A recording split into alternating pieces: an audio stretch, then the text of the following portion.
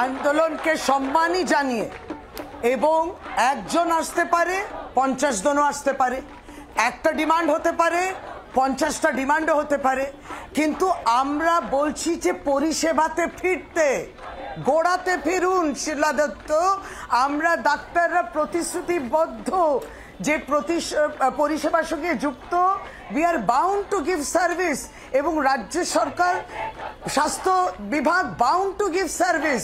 আমরা কিন্তু অনেক প্রয়াস করেছি। এই যে 5 জন মিলে আপনারা আপনাদের ব্যক্তিগত এজেন্ডাটা আনবেন না। এই ভিকটিম কম্পেনসেশন স্কিম একটা স্কিম রয়েছে ভারতবর্ষে, যেখানে যে কোনো ভিকটিম, অ্যাসিড ভিকটিম হতে পারে, রেপ ভিকটিম হতে, সেই টাকার কথা বলেছে। এটা কিরকম ভুল ব্যাখ্যা করেছে, অর্থাৎ আমরা গোড়াতে ফিরে যাই।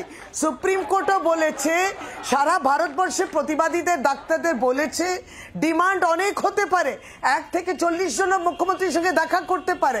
আমার এখানে এদের বক্তব্য যে আজকে আমরা দুঃখ পেয়েছি, মুখ্যমন্ত্রীর সঙ্গেই দেখা করতে চান, আর সকালে মুখ্যমন্ত্রীর পদত্যাগ চাইছেন। আমরা কি দুঃখ মাননীয় মুখ্যমন্ত্রী নবান্ন থেকে স্বাস্থ্য ভবন কেস করতে আসতে কতক্ষণ সময় লাগবে? সরাসরি উত্তরই দেবেন না, আপনারা কেউ কথা বলবেন না। আমি শিলা দত্ত কথা বলবেন না,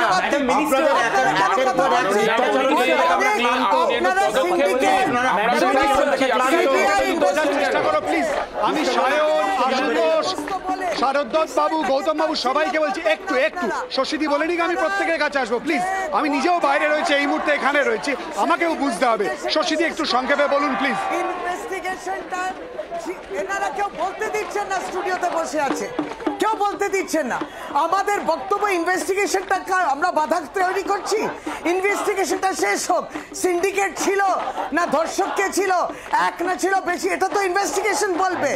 আপনারা কেন বলছেন? এর মধ্যে তথ্য থাকলে আপনারা গিয়ে সিবিআই কে দিয়ে দিন, তাচ্ছিল্য করবেন না। আমাদের বক্তব্য, আমরা প্রতিশ্রুতিবদ্ধ, সেই পরিষেবাটা আরম্ভ করি।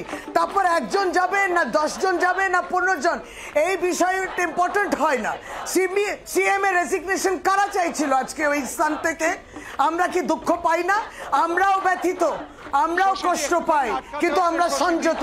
আপনি পুরো ঘটনার পরিপ্রেক্ষিতে যে প্রশ্নগুলো তুলছেন, আজকে যেখানে আমরা দাঁড়িয়ে রয়েছে, এই মুহূর্তে আন্দোলন যেখানে হচ্ছে, সেখানে ছাত্রদের পর যে স্লোগান, তার মধ্যে অন্যতম হচ্ছে মাথা ধর।